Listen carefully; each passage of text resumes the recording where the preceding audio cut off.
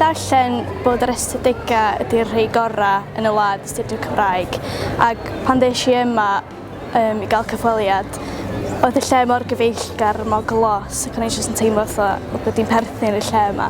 Ail iaith nes i ddechrau hefo a wedyn ymlaen i iaith gyntaf yn yr ail blwyddyn. Does dim lot o bobl yn astudio Cymraeg yma, a dyna beth sy'n neud o'n fel yn fantais i chdi fel myfyriwr, achos bod y daleithwyr yn dy nabod di mor dda, maen nhw'n gwybod beth di dy anghenion di, sut ti dy helpu, ac maen nhw fatha bod ni gyd yn teulu mawr ac yn ffrindiau fi'n gilydd.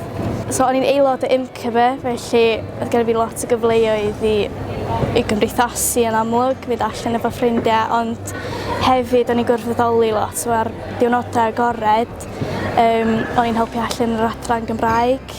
O'n i'n arweinydd cynrychiolaeth cwrs, felly o'n i'n cael cynrychioli'r adran hefyd, felly oedd gen i fi lot o gyfleoedd. Nes i ennill medal y dysgwyr yn Sir Fflint. Lovely, amazing. O'n i'n disgwyl y peth, ond o'n i mor falch. Mae'n mor braf, mae'n chwaraefelus, achos dwi'm eisiau gadael, ond mae'n braf mod i wedi cyflawni rhywbeth, ac mae'n ddiwedd braf i 2 blynedd ym Mangor.